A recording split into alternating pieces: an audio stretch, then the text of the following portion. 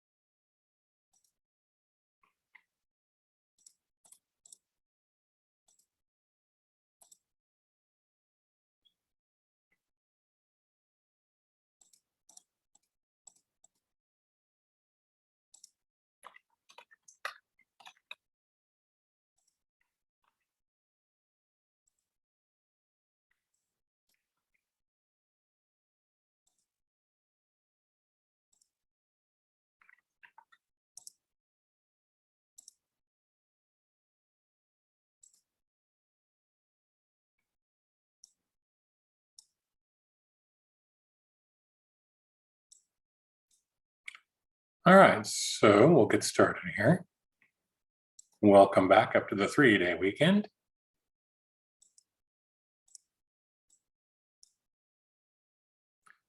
So picking up on a couple things from last week, I did mention that we've had some people take us up on the additional licenses for the Microsoft Office 365. So again, if you have anybody you know who might be interested, just send me their email and we will set them up with a free license for the full 365 package. And it's good for 3 years. Also, as I mentioned last Thursday, we have been able to work out with the administration a way to do the Microsoft Office testing for students who take the class. And what it is, it's for the Microsoft Office Specialist exam. It's an hour-long exam, and you can take one exam in Word, another one in Excel, another in PowerPoint, another one in Outlook. There's Microsoft Access, so any program. And the way it works, it's you sit down at a computer, it tells you to do some tasks. You have an hour to get them done. When you're all done, it evaluates how you did, and if you did them well, you earn a certificate from Microsoft. So there's usually a cost associated with that, and we're working on figuring out how to do it, but the administration is going to cover the cost for the students who take this class. So I will be emailing you this week some details on that if you're interested in that. And you'll get a certificate if you complete the class here, but that is, it's from Patterson and us. The other certificate would be from Microsoft itself. So that would be something handy to have. From our experience, though, if you read their advertising, you can go search it, and there's all kinds of information on it. They make it sound like if you're working, it'll help you get a raise. If you're not working, it'll help you get a job. And it can, But our experience is that employers don't know much about it. It just doesn't come up very often. So if you want it to help you, you actually have to kind of sell the program. So in other words, like let's say you're going in for an evaluation and you want to talk about, how much you know Microsoft Word, you can tell them that there is this program called the Microsoft certification, and maybe they've heard of it. And if not, you can tell them that it's presented by Microsoft to determine who are the best users of Microsoft Office. And you passed it, and here's your certificate. So, it's kind of like a little bargaining chip and kind of handy to have, and it shows you're continuously learning. In Word and Excel, there are two versions. They call them the core and the advanced. The core is basically the basic, and the advanced is more advanced functions. So a lot of the stuff we're doing in the class here is basically covering the core categories. And we do have a couple of study guides if you're interested. But it's, if you pass the advanced Word, advanced Excel, and then two others, they send you a master's certificate. So Wow. yeah, that's if you're really good. And you can take them anytime. You can do them over a period of time. It doesn't have to be right away. And, as far as I know, once we set these up, they will have the ability to just keep offering them continuously. So you can take one now, another one 6 months, whenever you feel like it. So like I said, I'll email you more about that this week. And in regards to today, we're going to start with a couple of documents. So if you got the email, you should see a link here for the Word training schedule. So the first thing you want to do is open your Microsoft Office 365.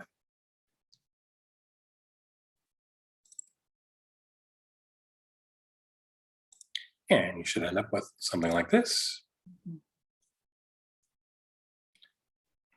So again, we're going to copy and paste, and we're going to copy text over from the main document into one in our own files. So the first thing we need to do is create a Word document. So I'm going to click here, Word document.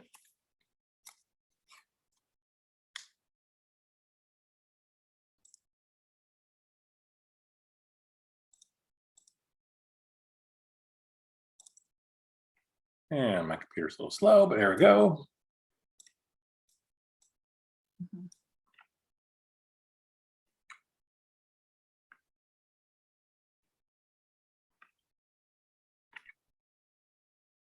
Great.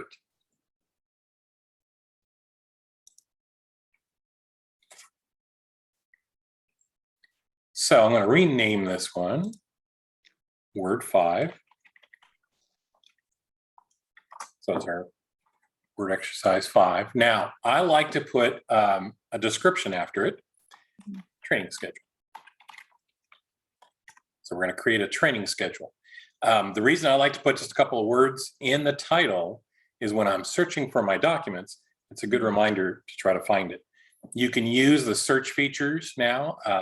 Microsoft Word and all their versions includes searching within a document itself for keywords, which is great, but I also like to have it just right on my front list so I don't have to take that extra step.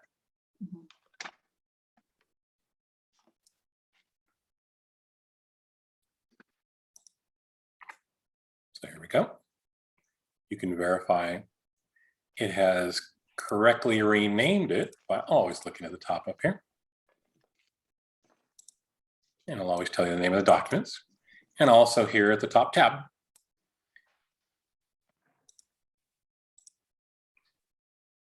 So it's a good way just to make sure it's done the right thing.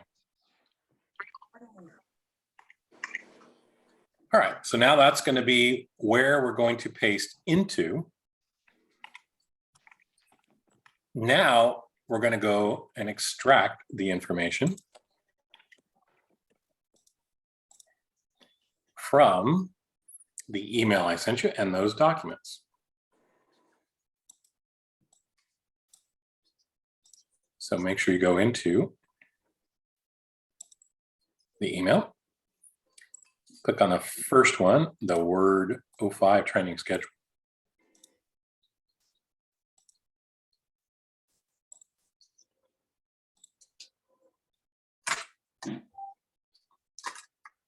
And you should get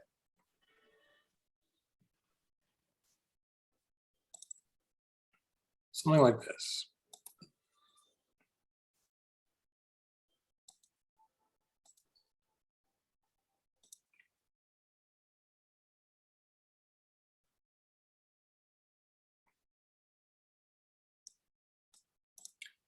All right, so if you remember from last week, I want to select all this text. So I can highlight it, or because this is an active shared document, I can use my shortcut, Control A for all, select all, and it should be shadowed out like that. Control C to copy. And then I go to my blank Word 05 training schedule and Control V to paste.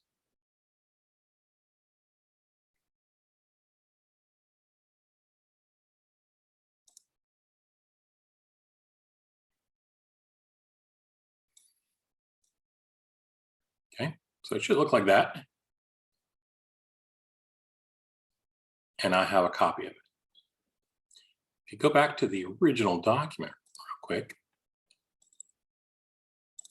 So the way we did it last week is the documents were for read only. You'll notice when this one opened up, it didn't say read only. So this is a fully shared document, meaning you can make changes to this one. The problem is so can everybody else, and everybody's sharing the one document. You would not have your own copy. So that's the difference. When you select it, copy and paste it, it's essentially created a new document that's independent of this one. So for us, that's a good thing. That's what we want. And we're going to start working on our training schedule.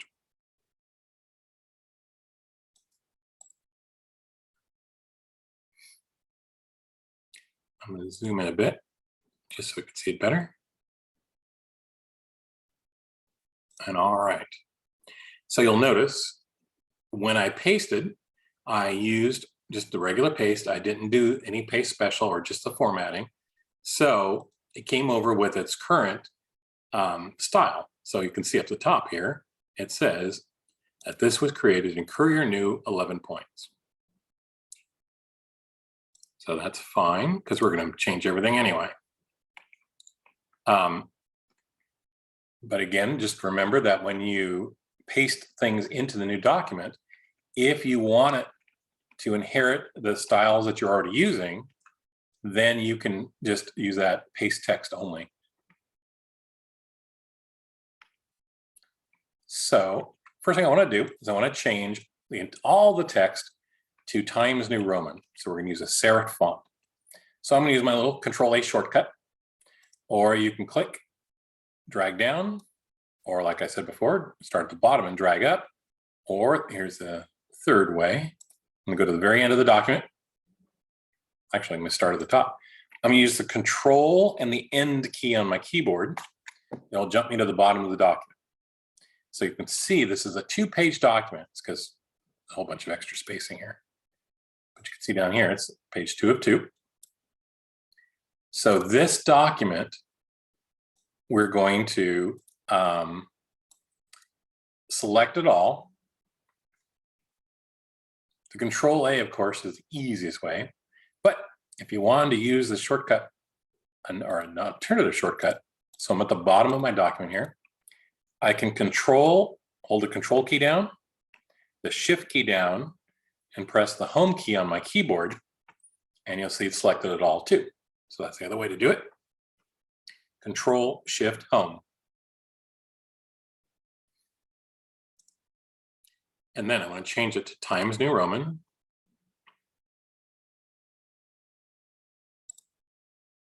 And I want to make it 12.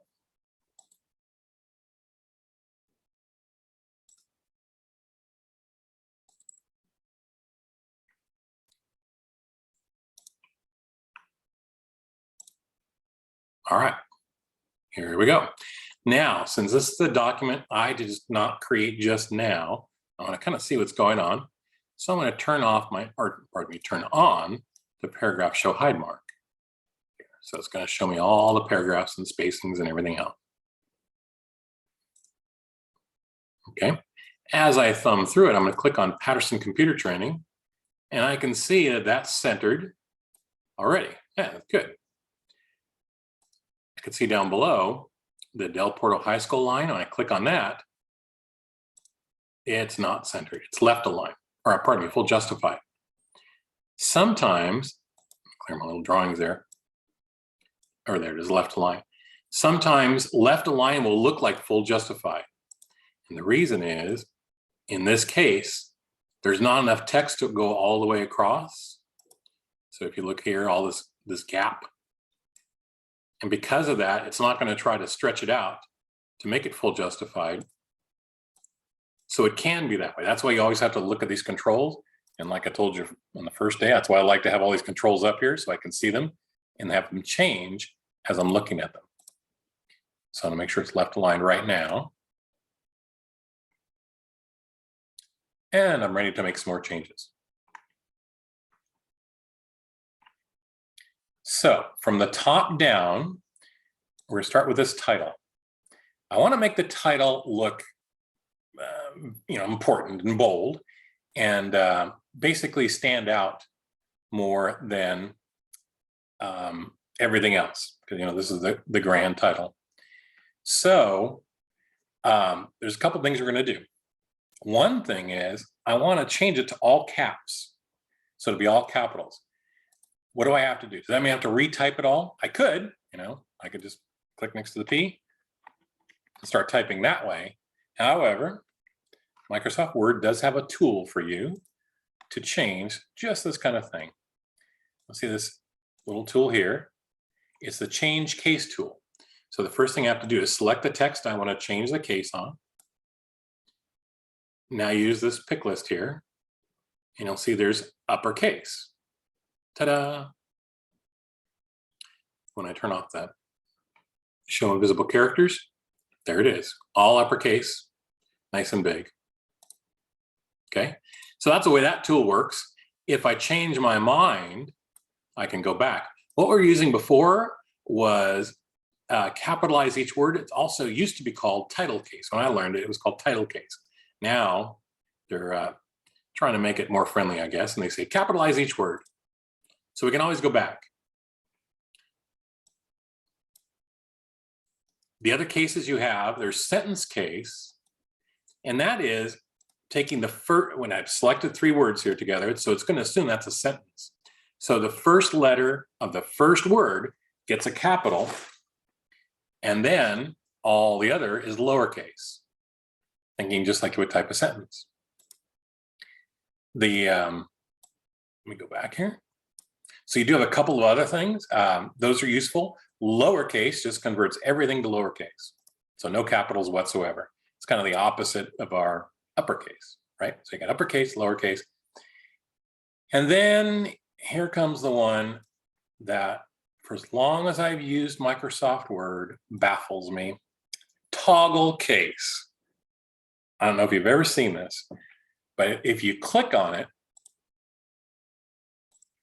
mine didn't work just now. Toggle case is like the opposite of, it's not going to do it now. It's the opposite of title case, or capitalize each word. So it's not doing this right. But here's how it's supposed to work. I'll kind of simulate it here. So what it does is the first letter of each word gets a lowercase letter. So I'm just kind of doing this manually. Like that. So here's the thing. The reason I said it's baffled me is I've never seen a use for this. I can't figure out when you'd use this. I mean, you use uppercase for titles and lots of things. You can use lowercase, that makes sense. Sentence case really makes sense. Use that a lot. Even capitalize each word. It's great for titles. Putting the first letter of the first word in lowercase and everything else uppercase, and it doesn't make any sense. I've never seen anybody use it. I guess you could do that, but if it were a long paragraph, I think it would just be a lot harder to read. So my theory is, and this is just my theory, that some programmer, when they first started doing Microsoft Word, they said, okay, what I'll do is I'll make something where you can capitalize each word. All right, so they work day and night getting this feature to capitalize each word. And then probably thought, it's not that hard now that I have it done to do the opposite. So they came up with this toggle case and put it in there. And then with each new iteration of Microsoft Word, they just left it in. Because if you ever find a good use for toggle case, please call me and let me know, because I've been searching and I've never seen it, unless you're trying to be silly or you're trying to confuse somebody. I think it would be pretty good for that. Okay, so I'm going to change this title back to all uppercase.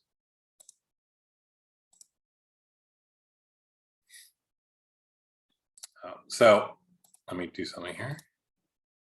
What's happened is, because I did play with it, it was giving me a red underline because it recognizes that that I've made a manual change. And even though it looks like it's the same, the computer remembers that I had made that modification. So I just switched it back, and that's the way it should look.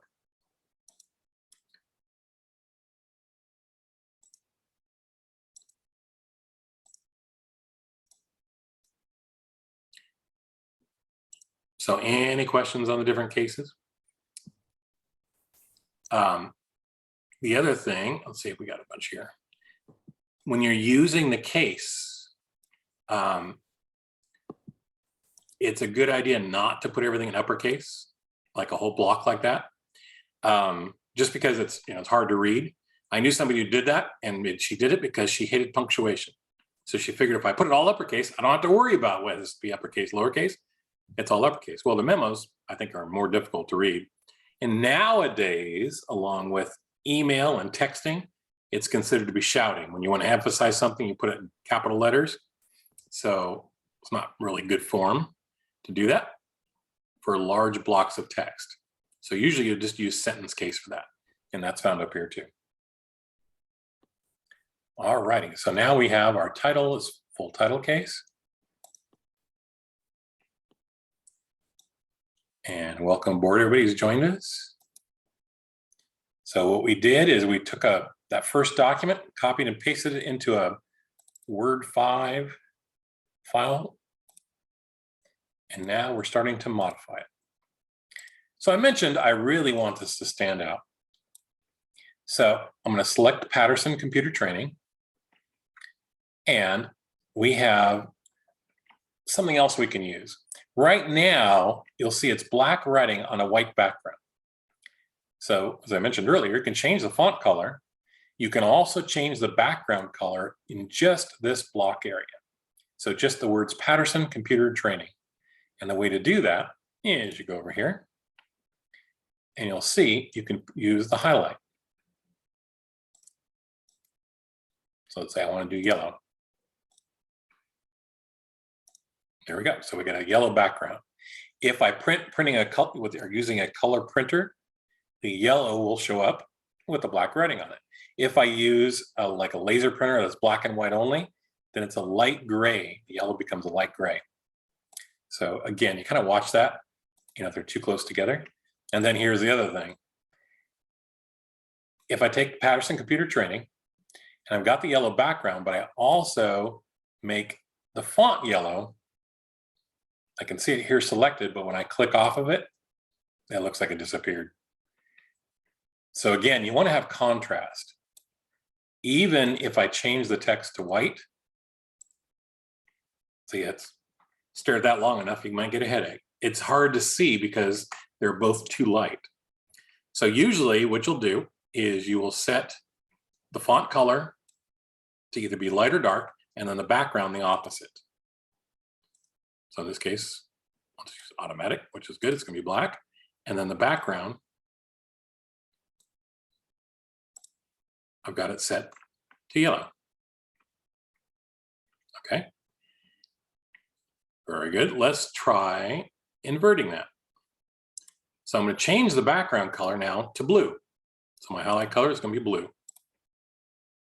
Now I said, dark backgrounds, which blue is, and dark writing are difficult to read.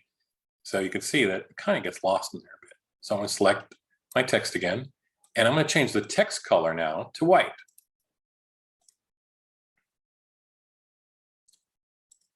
Turn off the paragraph show hide. Yeah, okay, that's going to work. All right. So that'll make it large enough.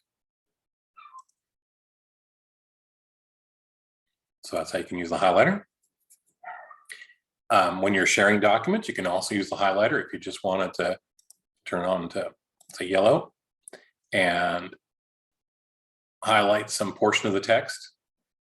Like you'll see here, course is underlined. Well, maybe you want to show that to somebody, and you can actually use it like a highlighter, and then somebody else can come through and change it back when they're done seeing whatever you wanted to highlight.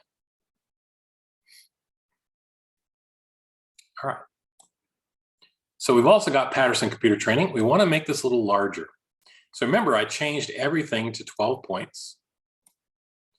Well, in this case, I want to grow the font a little bit. So I'm going to use the tool next to it, which is grow font size.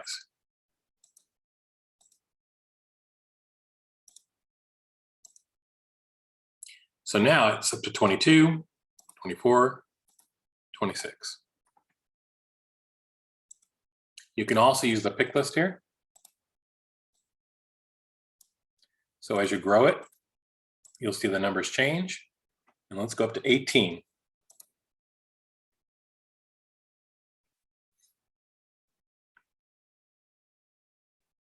Looking good. See how it stands out from everything else that's about to follow?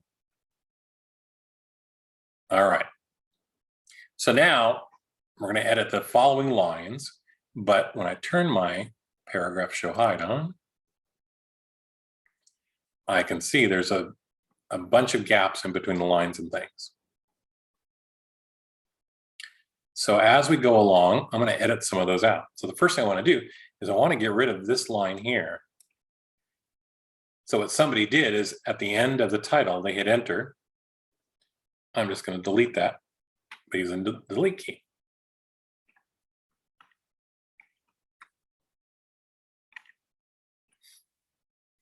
Okay. I want this line to be centered. So it'll be centered right under the title, Patterson Computer Training.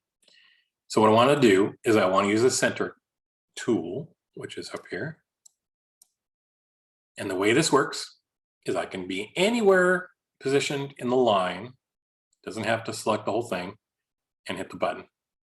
When I was making changes to Patterson Computer Training, I had to select it all because I was doing something where each character, each letter can be an independent color and things like that. So I want to group them all together. When it comes to centering and alignment, remember each line has to be one thing or the other. One line can't be centered and left aligned at the same time. Now that we've got that, I am going to select the whole line and italicize it. So I want to make it italics by using the I over here. Quick undo. There is a keyboard shortcut, Control I for italics, get you the same result. So I was mentioning earlier, by the way, the Microsoft Office test. It's not multiple choice. It's actually like, in this case, it would say, select the line where it says Del Porto High School and make the entire line italics. When it assigns you to do that, you can do it any way you like. So I can use the mouse, I can use the keyboard like I just did, and I can use a shortcut. Okay, I think I've done it. I click done, and it moves to the next task. So just FYI, it's kind of nice because it doesn't care how you get there as long as you get the right result. So same here. We don't care how we get there as long as we have a good result, and we do. So now the entire line is italicized. Now what I want to do is I want to separate the name of the high school and the address. So I want to put something in there. What I could do is put some spaces. And when I turn off show hide, okay, I've got a gap in there too. But you do have another option when it comes to Word. So I'm going to click in between the two. You'll see I'm directly to the left of the 6 and 640. And I'm going to go to a new menu to insert. And over here on insert, you should see symbol. These are symbols you can use to separate text or just to use them because they're important as part of whatever you're presenting. So you'll see there's a trademark. If you're using somebody's trademark and you have to put the TM, you can use the trademark sign. If there's a copyright, like copyright 2022, you can select the copyright sign. In our case, we're going to use the delta. Everybody knows the letter delta now because of the Delta coronavirus. So that's basically a triangle in the Greek alphabet. So I'm going to select that. And then we'll put a space next to it. So it's space, delta, space. All right. Great. So now I've got one in. I want to do the same thing between the address and the phone number. So here's the zip code and the phone number. I'm going to select symbol again. And I'm going to select the same one. You can do more than one. But like I said before, when you do too much, it can be a little distracting. So I'm just going to select the triangle again and space. Just keep it separate. If you see at the bottom of this list, you'll see there's more. So, you can use happy faces too. Generally, in a business document, you probably shouldn't be using smileys. Although nowadays, I'm not sure anybody even cares anymore. But generally, you can try to keep things professional. Smileys are too fun. Not really that professional. If I click on more, you'll see I have a whole list from which to choose. This is one of the differences, by the way, between the Office 365 and the desktop and laptop versions, is they'll actually give you a lot more. So you're kind of abbreviated here, but it's still a pretty good list. So you'll see there's a heart. So you can enter a heart if you want to. You've got a bullet. If you wanted a dot right in the middle instead of like a period, you can use that. There's a degree sign. There's also some useful characters depending on the text. So if you're typing in Spanish, you got the ñ. You'll see the capital and uppercase, lowercase, and you can use that. There's the Y with the umlaut over it. So there's lots of different things available. Like I said, there's even more in the desktop version. If you need something badly, you can copy and paste it from the desktop version if it's not found here. And you'll see there's also the infinity symbol and the division symbol if you want to show divide by. So there's some math in here too. Anyway, I'm going to close this. So I've got my two triangles. Now I had you do insert on the second triangle too. Here's one of those things that, oops. We didn't have to do that. Any symbol is just like any other letter, any other number, in that you can format it, you can copy, you can paste it. So what I could have done is copied it, put my pointer where I want it, and then paste. And you'll see I get an exact duplicate. So that's the other way. But I just wanted to use the symbol function a couple of times just for practice. I'm going to switch back now to my home ribbon.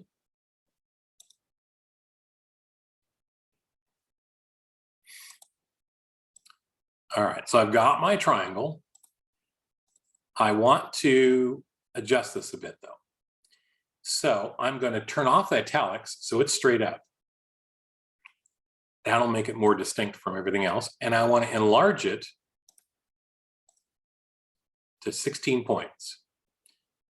I used the grow font size. You could also use a pick list here, the drop-down list, go to 16. And I'm going to change this font color to blue.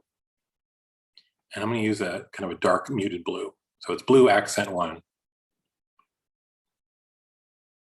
we go. I want it to be more distinct, so I'm going to make it bold.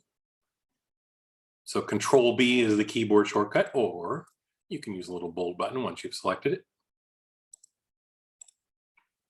And there you go. Definitely distinct.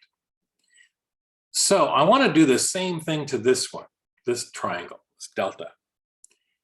I could do the same steps I just did, or as I said earlier, I could just select this one, copy it, select that one, and paste. And I've got that. Or here comes the third version. So this one is the way I like it. I can use my format paintbrush, the format painter here. I've selected the one I like. I click on this paintbrush.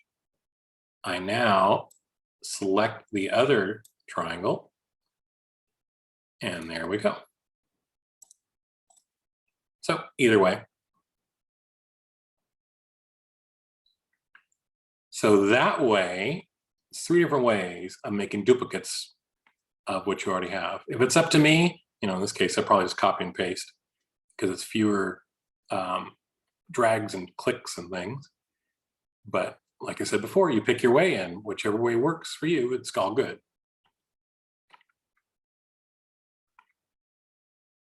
All right, so now we've got our training schedule below. Let's select on training schedule. I want to make this underline. So we're going to use that underline tool from last week. It's the U with an underline, and I'm going to click on it, and I get an underline. And I also want to make this one bold. So if you want to do the underline, undo real quick. Shortcuts are Control U, Control B.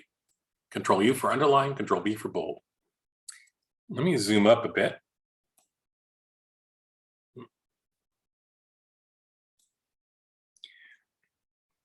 You'll notice here that my G, it's called a descender. Why is it a descender?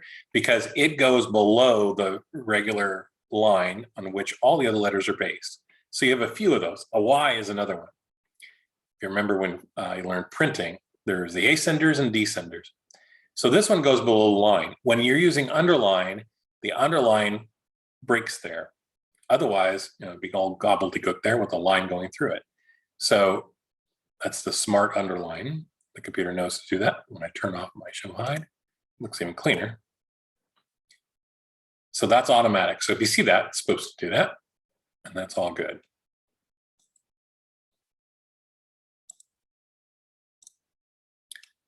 All right. So it's looking good, looking a lot better now. Any questions so far? All righty. So on to our training schedule. So we have a schedule set up for January, February, and March. You'll notice this, we have this set up in little boxes. And as I hover over the boxes, in the upper left-hand side, I have appearing a box with 4 arrows. The reason it's doing this is this part right here is a table, well, not the training schedule, but everything below training schedule, the January, February, and Microsoft 1, 2, 3, that's a table. What a table is, it's basically a box of squares. And it's almost like a miniature version of Excel. And it's kind of handy for making alignments and things. When I click on this 4 arrows, I've selected my table. As I do so, at the top of my menu bar, I now have 2 new menus to choose from. So there's table design and table layout. I'll just click on those real quick. If you're creating a table from scratch, you can see you have a bunch here, a bunch of pre-made tables that you can use. And what they do is they basically have the coloring designed for you, the layouts designed, and have it set up so you don't have to do all that. Or you can do yours from scratch. So, you can turn it to a dark blue if you like to. Or if you want to have it with a grid, but not all the lines, you can use like this. Just kind of depends on what your needs are. And the best part about it is if you change it and don't like it, you can change it back. So let's say I change it to just a plain grid.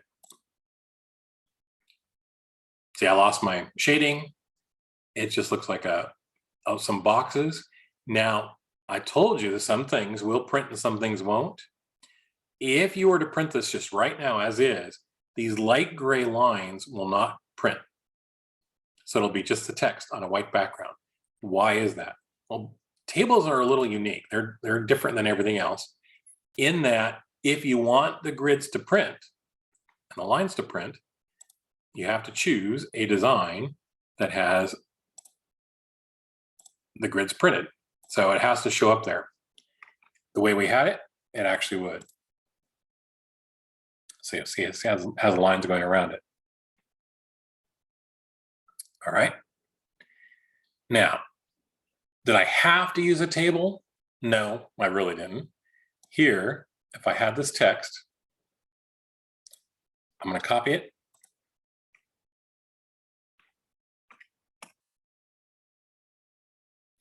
And I did a Control-Shift-V. So you'll see I don't have my table anymore.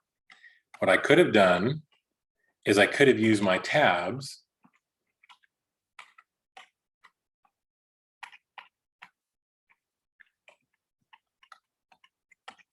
and gotten something pretty close and just done it this way. For a small amount of text like this, maybe it's not worth all the effort. However, you'll notice how many keystrokes I had to make. With the table set up, it always has that grid set up for you. So you're typing within the grid. And you don't have to do all this extra typing. Okay, that's the good news. Bad news is when you're inside the grid itself, some of your keyboard functions change just a little bit. And I'll show you which one is the most galling, or the one that gets people the most, is after Microsoft Word 1, if I hit the tab key because I want to tab over and put something else in the same box, when I hit the tab key, look what happens. It jumps and selects everything in the next box. Tab again, it does that. So it works just a bit differently. And then if I want to get down below my table and I hit enter, instead of taking me out of the table, it puts a mark right there and enter right here in the box itself. And as I hit enter, see it's stretching out the box. So those are the two big things that are really different in tables. There are a lot of uses for tables. The obvious stuff, if you're doing a grid, say you're doing a layout, or like what we're doing here is we're trying to stretch out and make a not presentable calendar here, then you can use the table. If you download a template, like for example, you want to make a 2022 calendar, you can download the template. What'll happen is every day will be a box in the table. So if you like using tables, that's a good way to do it. The other one that's kind of odd is that the resume templates are also set up in tables. So for example, if you're doing a resume with the experience will be in one box, and then education will be down below it, etc. So it's good to learn the tables and how they work because they are very common. On the other hand, you can do just about anything else, and anything you do in a table, you can do other ways with formatting and other things. Otherwise, the tools in a table work just like the tools outside the table. So you'll see we have January in a light color. I could change that to a dark color, just like I can change the other text. In this case, it would not be a good idea, very hard to read. But the bold, italics, and everything else works exactly the same. One thing it works the same, it just has a little different effect, is the alignments. So here I'm in Microsoft Word 1, and I want to center it. I'm going to click Align Center and watch what happens. You'll see it did align center, but it aligned it here for this box.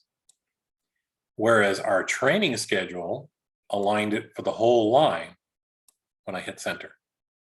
So the centering does make a little bit of difference when you are working with tables. It's centering relative to the table box. So that makes sense. Once again, Could I use spaces? Sure. So Microsoft Word 2, I could hit the space bar. But as I mentioned earlier, last week, it looks all right. And for this would probably be just fine.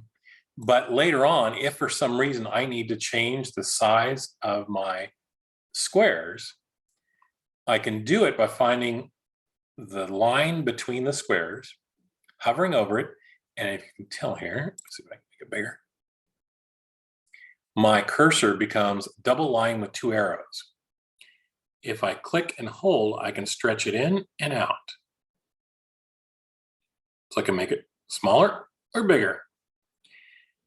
Watch what happens though if I try to make it smaller, and see what it did. It wrapped the number 2 around in my box. And it's because of these spaces. These spaces cannot be adjusted. So they can't be compressed. So what happens is it does the next best thing and puts on the next line. Well, let's compare that. If I did that to my January Microsoft Word 1 and bring it in, so I can get pretty close, a lot closer, because I don't have those spaces, and it always centers it. So my January is always centered.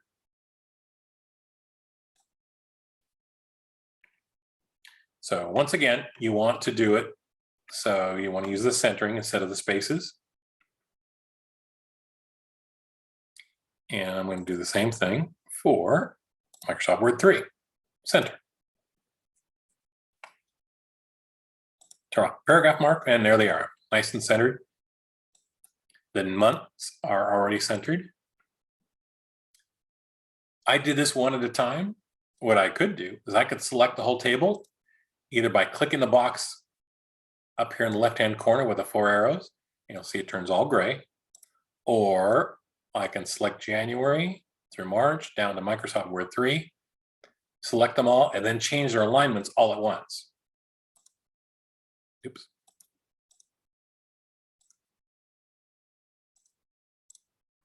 Okay, so there's a couple ways of doing it. The other thing you can do is you can center the table itself and set it up so it's centered on the page. By clicking on the box and clicking center, I know it's dead set on my page. If I ever change my margins, my table will still be centered based on those margins.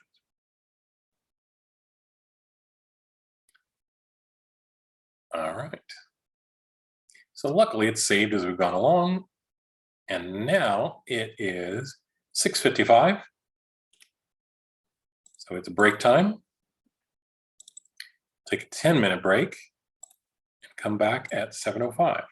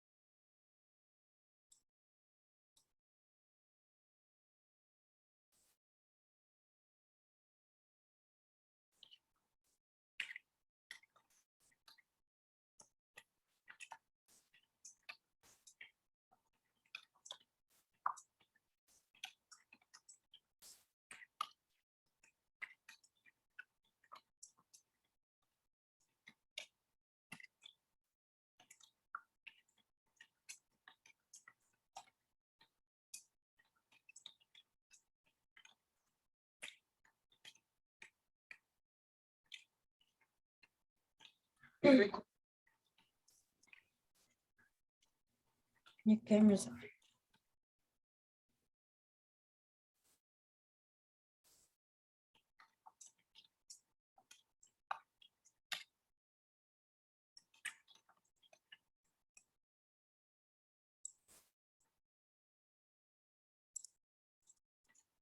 So we are back from break. So a question came up over the break. Do you have to follow along with what I'm doing? Or can you do it on your own? Or how can you do it? You could do it either way. It's designed to be flexible that way. And if you want to do it with us, you can. So I try to step through it. And if you do get stuck, let me know and we can always go back and fix it. On the other hand, you can just kind of watch. Some people like to watch it and follow along and then try it on their own. And you can always load the video. So tomorrow we will send you the link to the YouTube video of this session, which will include all the screenshots that we're doing and all the activity. So you can follow along at that point too, or you could do both. Follow along here and then do it again there. So one of the other things we do is we leave those videos posted up there on YouTube, and they'll stay there as long as Google wants to allow them to stay, which I guess would be forever. That's what they always say, as nothing ever disappears from the internet, right? So if later on, let's say that next month you're working on a flyer and you say, how did those tables work? I want to use a table. I don't quite remember how they work. You can pull up the link to this video and refresh on how we do tables. So things like that. So they're kind of your resource to use as you go along. All right, so back to our training schedule. So we've got the outline of the months and the subjects in our table. You'll see underneath that, we have the word January. When I select January, I don't get the box up here at the top. So again, that's telling me it's outside the table. I can also tell because when I click on the word January, I don't see in my menu bar at the top the table menus anymore. They're gone. Why? Well, I don't have any bearing on the regular text. Only when I click on the table, ta-da, will you see them. Same when we're working with a picture or an image. The image tool bar will show up here at the top to let you know that you're working with an image and you have some extra tools for that. So that's another indicator, just to know that you're not in the table anymore. If I wanted to, I could have put all of this in a big table. And just because, like you'll see this text here, goes all the way across, doesn't mean it can't be in a table. It could be in a table like this by itself. Could be a one column, one row table. So anyway, let's go back. It didn't do that.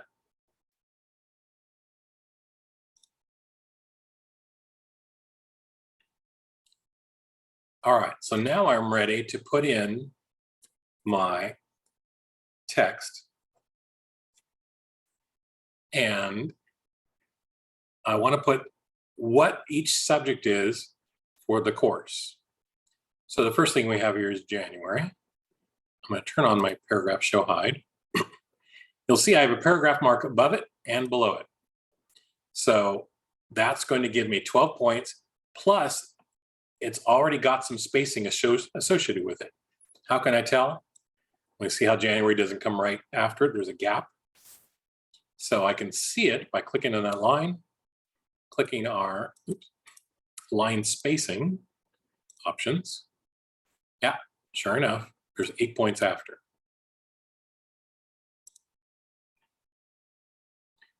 So this one is set to 8 points after. And so is January. I want January to be with the Microsoft Word 1. So I want to delete the one underneath it. That brings Microsoft Word 1 closer to January. And same with the text underneath the title, Microsoft Word 1. I want to delete that as well.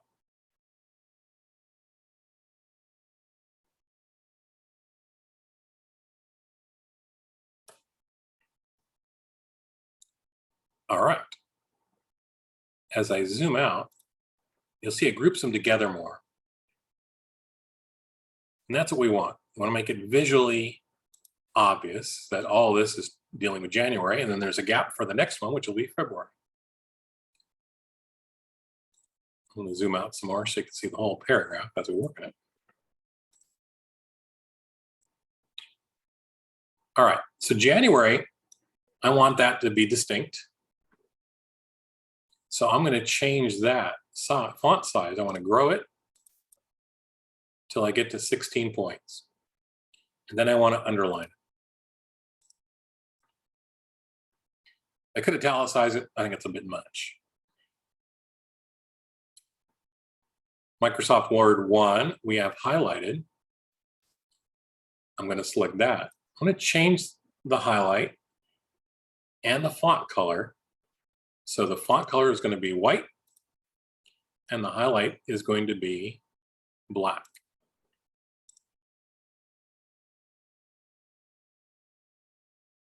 See how that makes it a little bit more distinctive?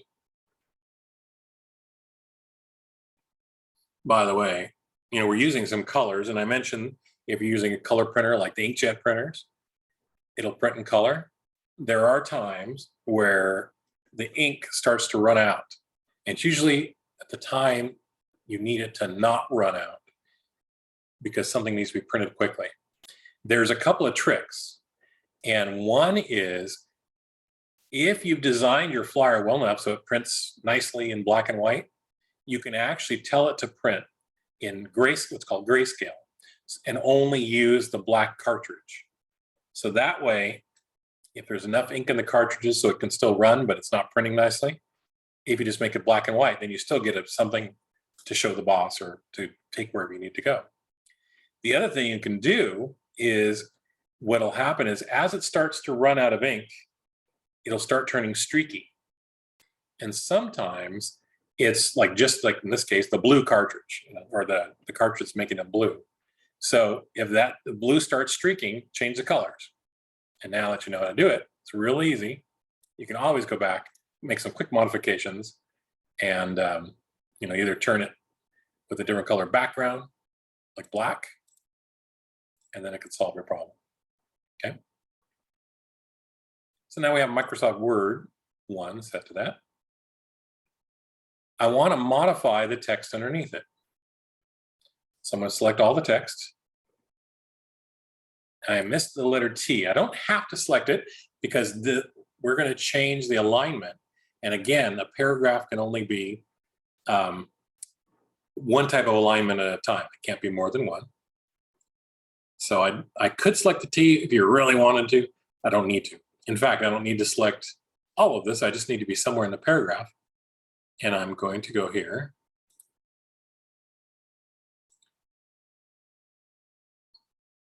Oh, this one.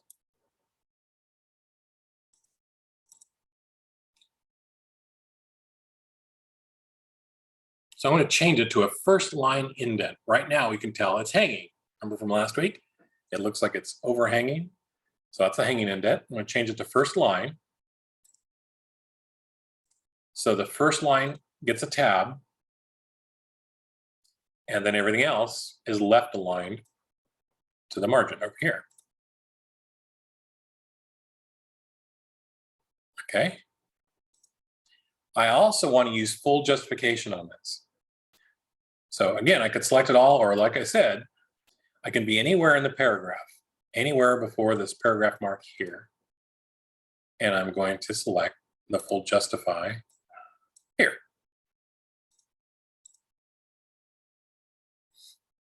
And it did it. Let me undo, and you can see it on the right-hand side. And see how it stretched things out when I hit undo and redo. So that's the full justified. So on the right side over here, it looks like it's all aligned. And that's good.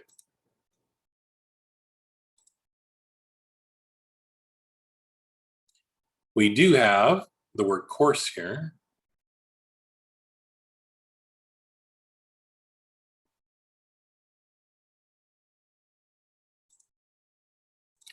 So one of the questions came up. that it got too big, and how do you fix it?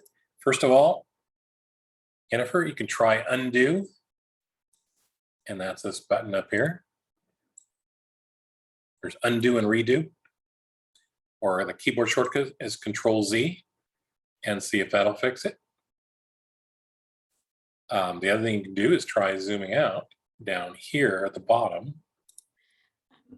Professor, I already tried all that. It's just the rainbow, you know, the where we can change the font and all that kind of stuff. Since I open it, but I can't link to the class though. I'm sorry, I really apologize. No problem. Are you in this here like that? No. Okay. If because if you're ever in a window that's popped up in front of you that you don't want, if you hit the escape key in the upper left-hand corner, ESC, that should cancel it out. Okay. When you say rainbow, are you talking about the text? No, about the I know that part where you can change the font and all that kind of stuff, where you say style, all that. Yes. With the layout and all everything, the insert on that, it's extremely cute for me. It's big, but Okay. the rest is okay. Okay. Yeah, that part, all that part, the whole top part. All right. So on the right-hand side here, you do have the controls. Mm-hmm.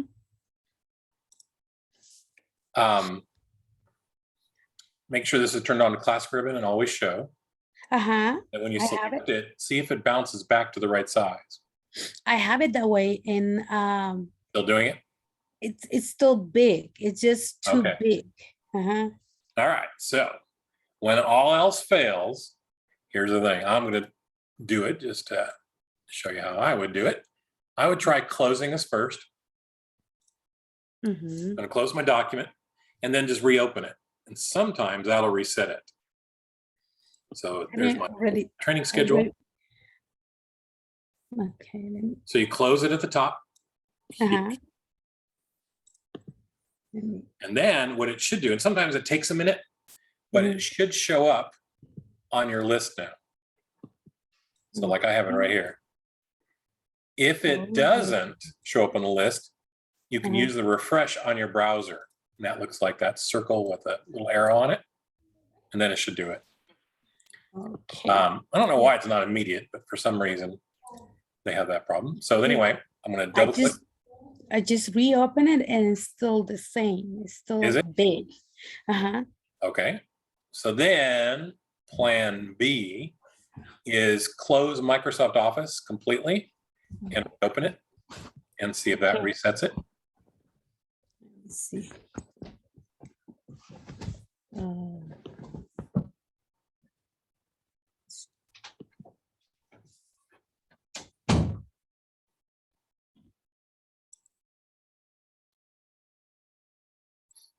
No, it's okay. It's what I'm gonna do, I'm gonna try to follow the most I can, and then I'm gonna do different. I'm gonna redo it when the video came, by like tomorrow. Okay.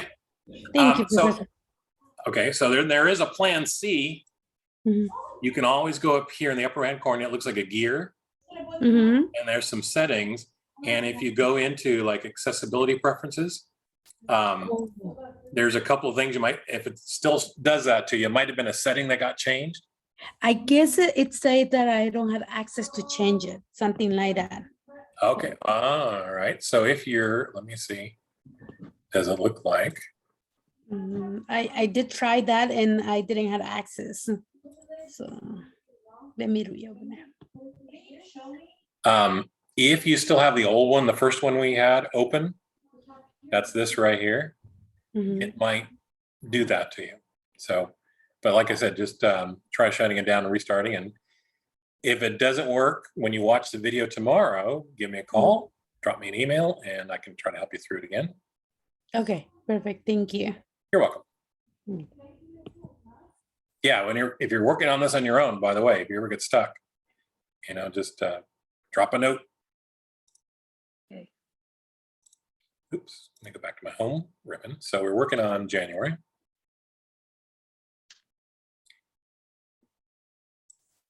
Okay, so we're going to change the name of our program that we're offering here from Microsoft Word 2007 to 365, Right, because that's the version we're using. right. Then you will also see here that we have a error or question. So if I click on course, it's a grammatical question that's got indicated by the blue underlines, and it wants a comma in there. And it is, it's a clause. So by the end of the course, comma, is the way it should read. That's correct. So we fix that.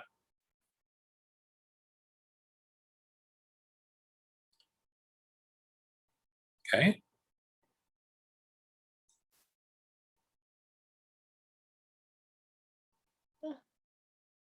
And then, whenever somebody else suggested the Zoom, see if that works. But, you know, I like Microsoft 365. However, it does have glitches once in a while. And shutting it down and restarting, it's amazing how many things that'll fix. All right. So now at the end of January, we have a list here. So it says, we're going to print text-based documents such as, and then letters, memos, and reports. I want to make this list a bulleted list. Mhm. To do so, I'm going to click to the left of the word letters, and I'm going to backspace. Whenever you're going to use a list, use a colon. So it'll say text-based documents such as colon, and then I'm going to hit enter, and that'll create its own line. Oh, yeah. Then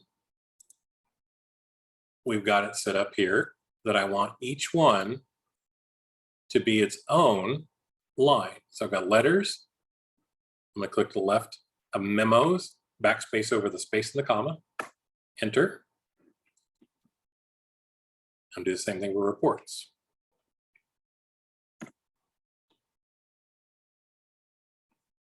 You'll notice as I hit enter each time, it automatically changed the case for me. So the letter R in reports got capitalized. In this case, oh, that's fine. However, it's called an autocorrect. If you've used a text machine on your phones, I'm sure you're familiar with autocorrect, where it changes things on you. If I didn't want that, I can do an undo. So by Control Z, see the undo, puts it back to lowercase. So the computer's maneuvers can be undone just like your maneuvers, exact same way. In this case, I'll go ahead and leave them large. That first letter is large of each word. The other way to change them, though, I can select them, and then now remember we have our change case, and I can make them all lowercase. So you can always go back and do that later if you want to, but let's leave them large because this is kind of important.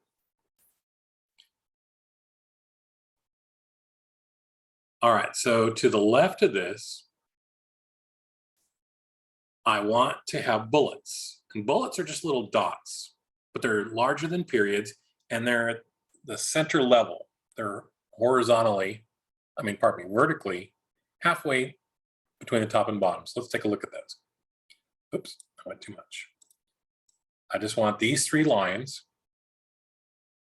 and I'm going to turn on the bullets. The bullets is up here, it's a tool.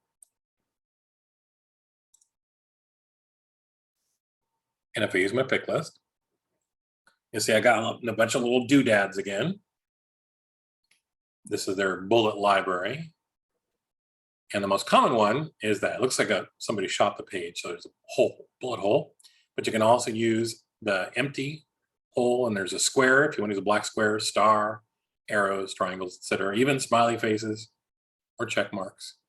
I'm going to go ahead and select bullet like this. So that is a bulleted list. Each line gets a bullet. Now remember, when we did symbols, I said you can change the font and copy and paste the symbols.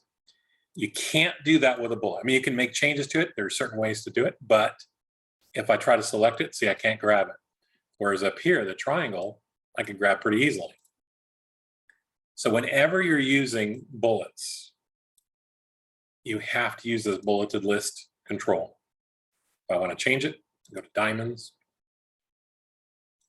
things like that.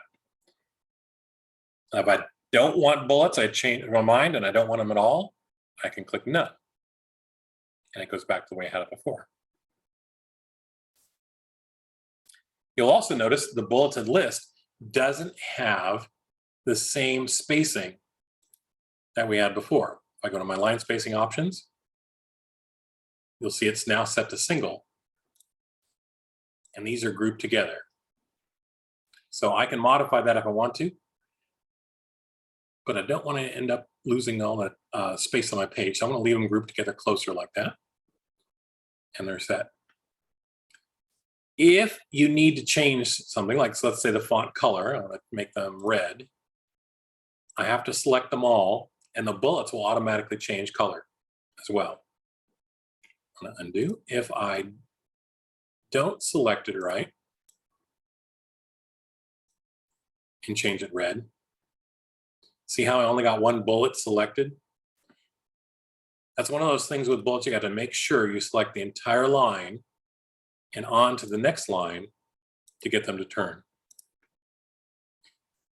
So they're a little quirky sometimes. However, as with everything else, if we grow the font, you'll see the bullets grow as well. And as we shrink font size, the bullets will shrink down too.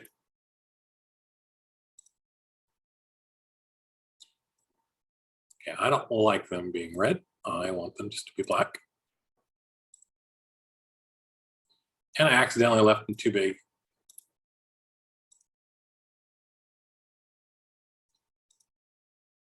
So we'll leave them at 14 points. All right. So that's how bulleted lists work. We do have another option. It's right next to it. Let's take a preview of this. We're going to be using this tomorrow. But it's the numbered list. So you'll see this tool looks like a little set of numbers. And you get different styles. So if you want to use ABC, you can. You can use Roman numerals. I'm going to use 1, 2, 3. And then you get numbers before them. They work the same as bullets. They're basically smart bullets. And they will count. But again, I can't select the number. I can change them by changing the font that's associated with them. Things like that. Okay, I'm going to undo. I'm going to go back to my plain bullets like this. So we'll be using more of those. How do you decide which to use? Usually if it's a short list, it can be bullets. If you want a long list, numbering can work better. Also, let's say you're in a meeting. Let me turn these to numbered. Having a number or a letter next to them, if we, let's say we had 20 items and somebody wanted to talk about them, I say, hey, can we talk about number 5? If you've got a bulleted list, you can say, okay, let's see, 1, 2, 3, and you have to count down to find where's 5. With a number right next to them, you can see and you have a reference point. So that's one of the advantages to having a numbered list. And then again, like so many things, it's your personal choice. So you can use instead of numbers, you can use letters, capital letters, small letters. But again, I want to leave this set to bullets. By the way, let me undo. So I have it set to letters. If I want to change it back to the, oops, too much. Got carried away there. All right, I want to change it back to just regular bullets.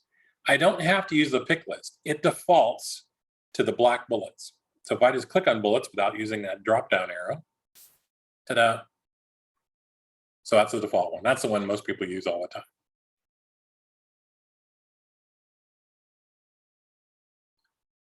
All right.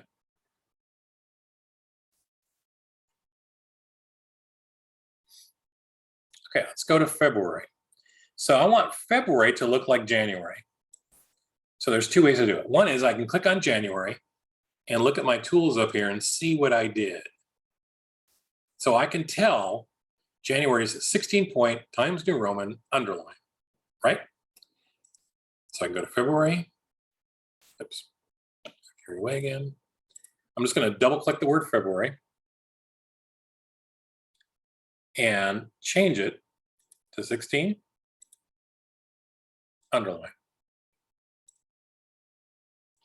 And if you look at them, they're the same.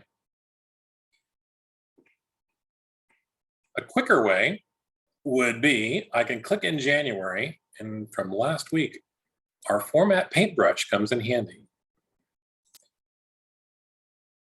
So January is what I want February to look like. So I click in January, click on a paintbrush, and once it's depressed there, I can go down and select February.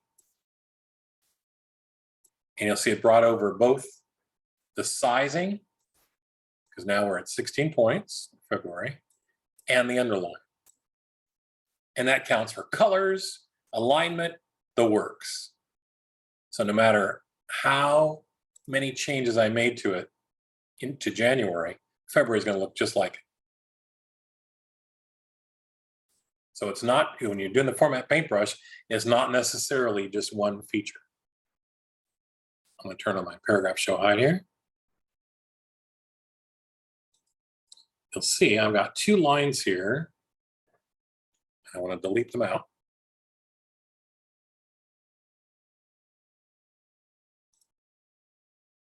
And then I've got those lines between February, Microsoft Word 2, and the text below.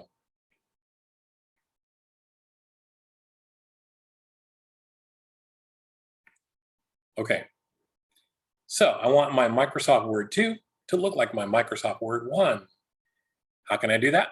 Well, I can do it manually, oops, by remembering what I did before, or click on the Microsoft Word 1, click my format paintbrush, and now select Microsoft Word 2. There it is. Again, background counts as something the paintbrush will do. And so it did it. Same with the foreground font color. It's now white. Now we come to the description. Okay, I want the description to be in the same style as we have in Microsoft Word 1. So I'm going to click in this paragraph. This happens to be on the word by the end. So the word end, format paintbrush, and I'm going to click anywhere here in the text, and you'll see the whole text changes. Again, because of that principle, like the alignment each paragraph can only be left aligned or center aligned or justified. So one change I do have to make manually is where it says 2007, I'm going to say 365.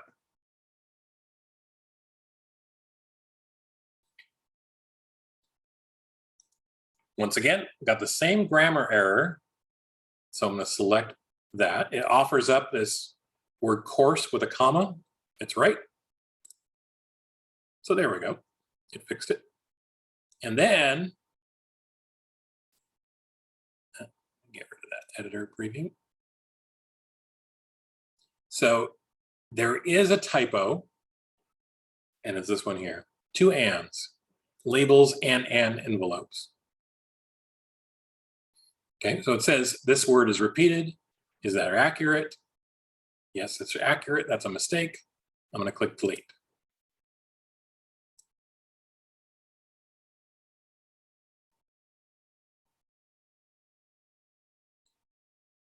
Okay, so that works. Makes it pretty easy, that format painter. Now, I want to put in a bulleted list like I did before. Before I do that, though, I do want to highlight something right here. You'll see in my list where it says set up a document columns, include headers and footers, and insert pictures. There's a comma here. In case you're curious, this is called the Oxford comma.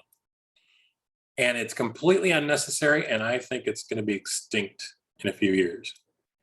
The reason is when you're doing the list, you can see all our items are separated by commas. When you're using the word and, you don't have to put the last comma in, and it makes perfect sense. The only problem is sometimes you're doing things that are grouped, like headers and footers. So in this case, you could use the comma to break that up. So you say, okay, include headers and footers. So that's a subject, comma, meaning, all right, here comes a new subject, insert pictures. When it's just a plain list, though, then you don't have to use it. So that makes sense. Some people do. So you can, it doesn't hurt anything if you do. In the Oxford Style Guide, they used to say use it, but in the last, was it 10 years or so, they've dropped it. So you don't have to. But if you ever want to have fun, go on one of those blogs where they have discussions, like on Reddit, and search for Oxford comma and read about how important the Oxford comma is, or how dumb people who think the Oxford comma is important are. And there are lots of insults going back and forth about a little comma. We're going to avoid the comma altogether with a bulleted list. So here we go. This time, I'm going to take by the end of the course, and I want to break that up to its own line. Like this. I don't want this one to be indented, because this is still part of my Microsoft Word 2.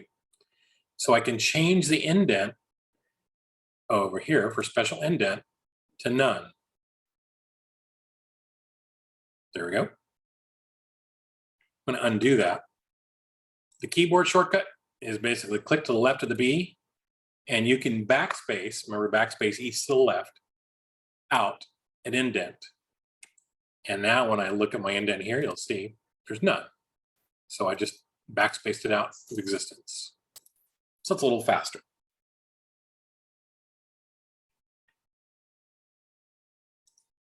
All right, now we're ready for our bulleted list again. So I want to break up the sentence where it says, you will know how to, and I want to put a colon, and here comes my list. Now, last time I made the bulleted list, I broke out each item into a line, right? So we could do that. There's another way. So we've got, by the end of the course, you'll know how to. If I turn my bullets on now, by clicking that, the bulleted, or the bullet tool, all this text is bulleted, which is okay.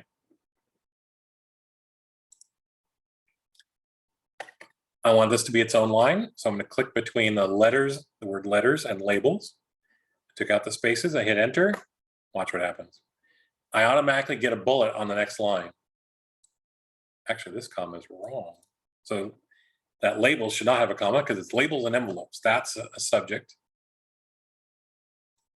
I want to separate that from set up a document column. So I'm going to select the comma and the space, delete it, and hit enter.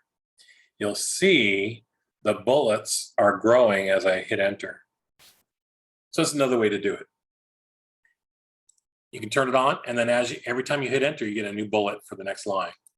So it automatically adds it for you. I'm going to do the same thing for include headers and footers. And then insert pictures. Now this time, I've got the word and there.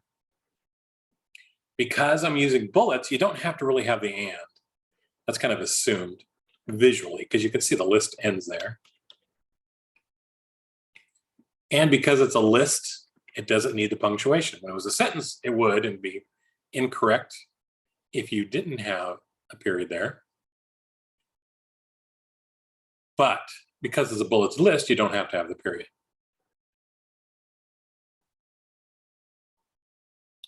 All right, it's looking good. Let's go to March, where we do the same thing.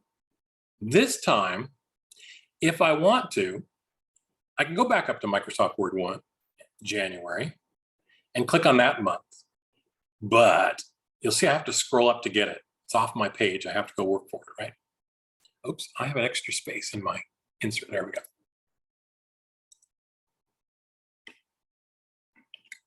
Okay, so I'm going to click on the March, and this is what I want to change. Since I know February is an exact duplicate in every way of January, I don't have to get January. I can just go up here, grab February, click in it, click my Format Paintbrush, and select the word March. And you'll see 16 points, underline, exactly the same. All right, I want to bring up the word Microsoft Word 3 or the title there right under March, so I'm going to delete these out. And then the same deal, I want Microsoft Word 3 to look like Microsoft Word 2 and Microsoft Word 1. I don't have to go all the way back up to Word 1 because there's no difference now between Word 1 and Word 2 here with the black background. So I can use my Format Paintbrush. Select Microsoft Word 3 and done. I'm going to take out the line here between Word 3 and my text. And I want to use the same formatting for my paragraph text. So I'll click here in the first line under Microsoft Word 2, Paintbrush, and there's Microsoft Word 3.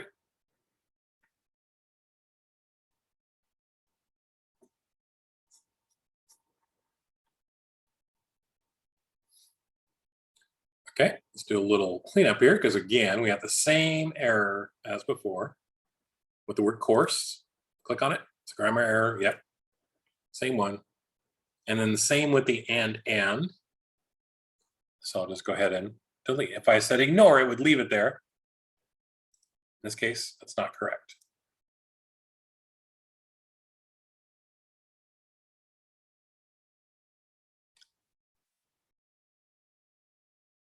Great.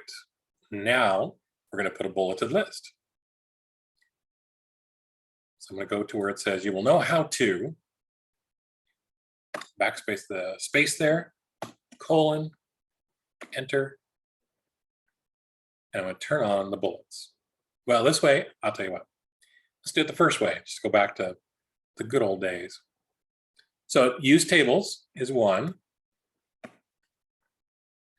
Create and modify columns is another item.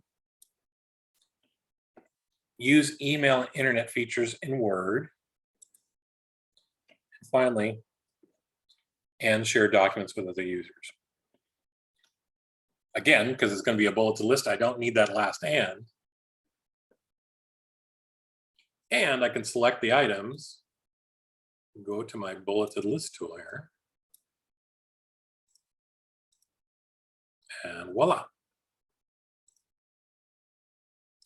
I do have 2 paragraph marks below it I don't want because they're just empty space and it's forcing it onto another page, so I'm going to backspace those out. Here's the other thing I could have done. Oh, I got a period after users. Okay. Because again, we're using a list. We don't have to have a period. It's not a sentence. I'm going to turn off the bullets for a minute. Say none.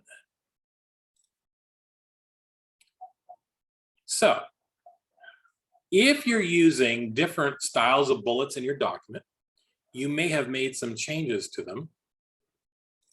So rather than trying to recreate the changes, you can use the Format Painter and bullets just like you can in other changes in formatting.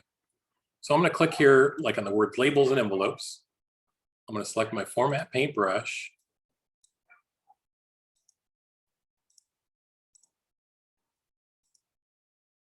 And as soon as it turns gray there.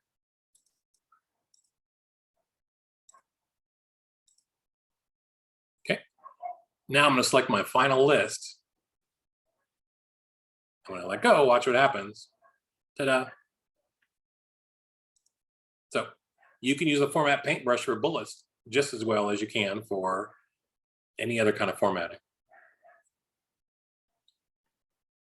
In our case today, it didn't really matter because we just used a very simple bullet, nothing fancy. But, sometimes the bullets can be italicized. Your list might have italics here if you wanted to, like that. And then rather than trying to recreate it all in the second and third lists, just use one as your source and format paintbrush.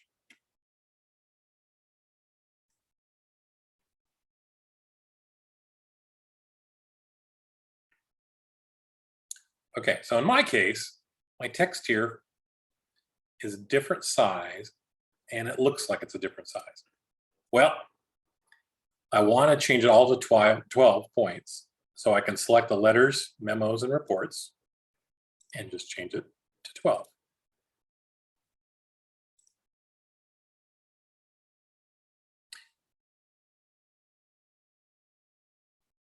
Okay. You'll notice here before March, we have an extra line. I'm going to backspace that out.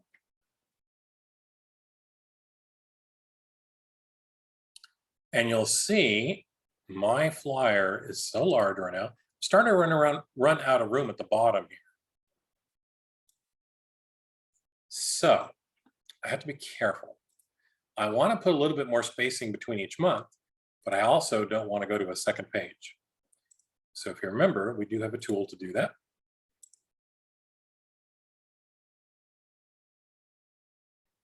To start at February, and click on the word February and go to our line spacing options.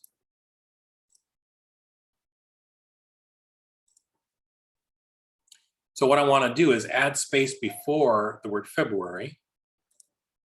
So right now it's set to 0 points, 0 points before. So if I set it to 12, that's kind of big. But if I set it to half that, to 6, click OK. See, it just went down a bit. I'm going to undo and redo, undo and redo. So it's just a bit. Okay, great. To be consistent, I want March to be the same. So now, even though I painted once, I know March hasn't been changed because I haven't changed it yet. I'm going to click on February again, use the format paintbrush, and click on March and watch what happens. See how it squished it down just a bit? Squish it, adjusted it.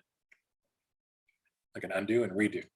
So that's the other thing with the format paintbrush is you can do it more than once. You can use it over and over again to bring up to date. So if you have to change something, you can do that. We also have an extra line here for January. I'm going to delete that. And now January is wrong. It's not the same spacing like February. So February has it correct. I'm going to format paintbrush by clicking on the format paintbrush, click anywhere on the word January, and now it's down and they match. And when I zoom out, you can see they're spaced out more evenly. So it doesn't always have to be the top line, like in this case, January. January is not always right. I may have adjusted February and said, you know what, I want January to look like that too. And so go back up, format paintbrush, click on January, and boom.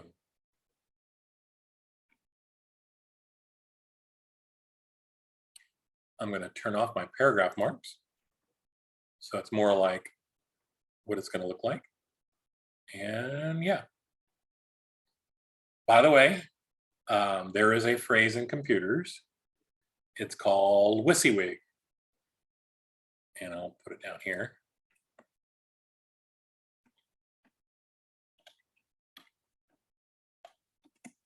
That's WYSIWYG. You know what WYSIWYG stands for? What you see is what you get. Back in the old days, again, what, 15 years ago? With computers, what you saw on the screen wasn't necessarily the way it looked like, what it would look like when you printed it on the page. Printers were different. We used to use old dot matrix printers. So sometimes things wouldn't line up right. Sometimes things would look a lot different on the page than you see on the screen, especially when it came to colors, by the way. Colors, it was really hard to get them to match. Well, now computers have gotten so much better, and there's so many chips and everything, including printers, that printers got a lot smarter. When you see it on a page on the screen, the virtual page, it's pretty much what it's going to look like if you put it on the paper. It's very close. So what we're using now is WYSIWYG. What you see is what you get. So this blue, if it prints, you should be able to hold it up to the screen, and the blues should be really close to each other. Same with the alignments and everything. And I told you the font sizes are basically based on 72 points per inch. You should be able to take a ruler, measure them, and you'll see the word March is 16/72 of an inch if you use your ruler. So pretty good stuff these days. So any questions on the formatting and the bullets that we did today?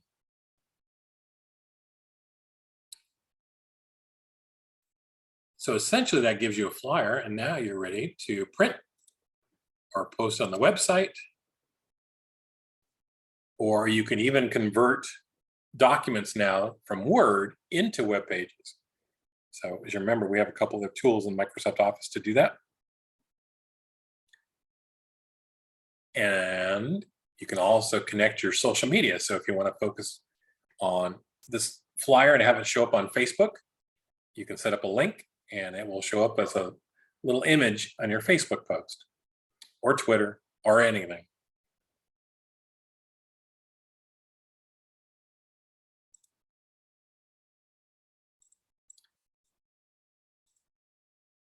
All right, well, there's no other questions. Then we are done for the night. We have a second document. We'll work on that one tomorrow. We didn't quite get to that one today. That's going to work similarly. This is the flyer. And again, you do get to keep these documents. So if you need them later on, like you need to make a flyer real quick, it's very easy to open up one, make a copy, and then just change things. So if you're going to do, say instead of a training schedule, you want to have, let's say a party, a going away party for somebody in the office, change the words training schedule to going away party. The formatting is already there for you.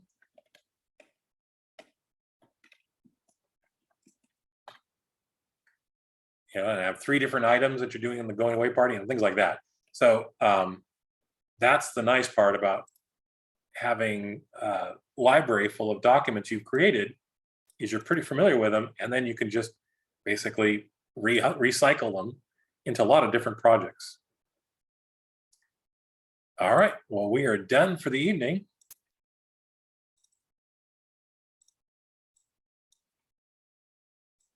Have a good night, and we'll see you tomorrow at 6 p.m.